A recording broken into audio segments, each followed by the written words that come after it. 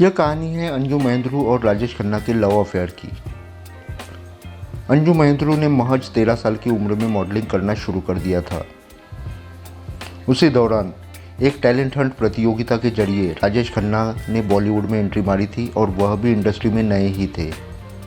इसी दौरान दोनों की मुलाकात हुई और प्यार में बदल गई। जल्दी अंजू महेंद्रू और राजेश खन्ना लिविंग में रहने लगे। राजेश खन्ना ने सबसे ज़्यादा स्टारडम देखा था सन 1969 से 1971 के बीच, जब उनकी 15 ब्लॉकबस्टर फिल्में आई थी और राजेश खन्ना सुपरस्टार बन चुके थे। राजेश खन्ना का यह टाइम अंजू महेंद्रू ने सबसे करीब से देखा था। एक तरफ अंजू महेंद्रू इंडस्ट्री में एक अच्छा रोल लेने के लिए स्ट्रगल कर रही थी, उस दौरान राजेश खन्ना स्टार बन चुके थे और अच्छा खासा पैसा कमा चुके थे। और तब काका ने जुहू में एक बंगला अंजू महेंद्रू को गिफ्ट किया था। यह बंगला जिसमें आज भी अंजू महेंद्रू रहती है। राजेश खन्ना अंजू महेंद्रू से बहुत प्यार करते थे। अंजू महेंद्रू भी राजेश खन्ना के लिए डेडिकेटेड थी।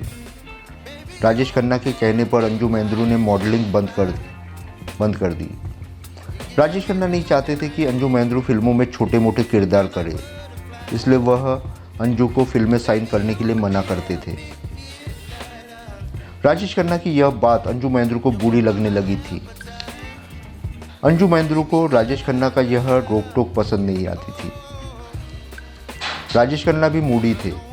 कभी कभी कोई फिल्म अच्छी नहीं होती थी तो उनके ईगो को बहुत ठेस पहुंचती थी और तब वह कुछ ज़्यादा ही गुस्सा किया करते थे।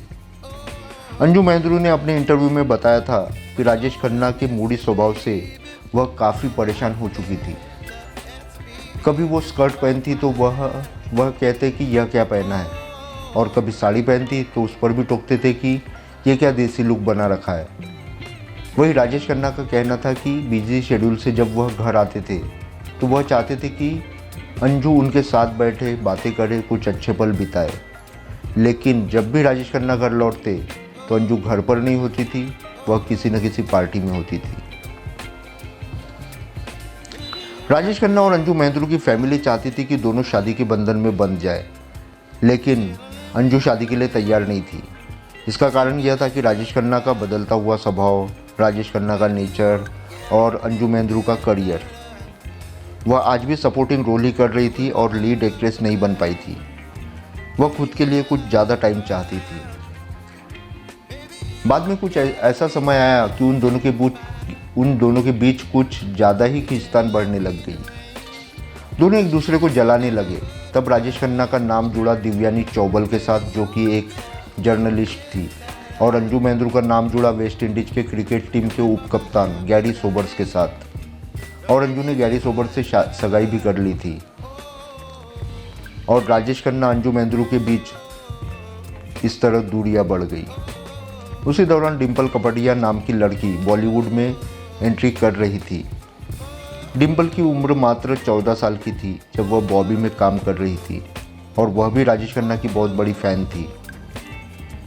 राजेश खन्ना ने अपने इंटरव्यू में स्वीकार किया था कि उन्होंने अंजू महेंद्रू को जलाने के लिए ही डिम्पल कपाड़िया से शादी की थी। डिम्पल के शादी वाले दिन राजेश खन्ना ने अपनी शादी की बारात अंजू महेंद्रू के उसी बंगले के सामने से लेकर गए थे, जो बंगला उन्होंने अंजू महेंद्रू को गिफ्ट में दिया था, जिसमें राजेश खन्ना और अंजू महेंद्रू साथ में रहते थे।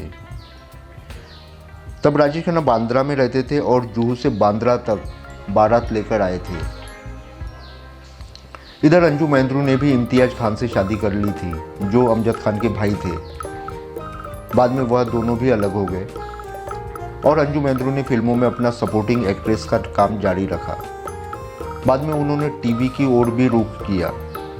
इधर राजेश खन्ना की ज़िंदगी से अंजू महेंद्रू के जाने के बाद उनकी ज़िंदगी भी बहुत बदल गई थी। उन्होंने फिल्मों में अमिताभ बच्चन से कड़ी टक्कर खाई थी। अमिताभ सुपरस्टार बन चुके थे और राजेश खन्ना सुपरस्टार पद से हट चुके थे।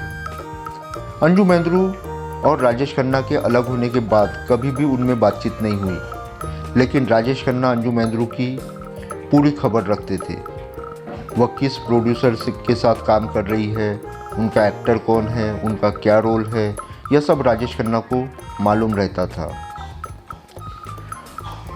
राजेश खन्ना ने सभी फिल्म निर्माताओं को यह बताया था जिसमें भी अंजू महेंद्रू की भूमिका है, वे सभी फिल्मों पर अधिकार के साथ खर्च की गई सभी लागत का दुगना भुगतान वह करेंगे और मांग की थी कि महेंद्रू की लॉबी प्रिंट, पोस्टर, ट्रेलर और विज्ञापन उन्हें सौंप दिए जाए।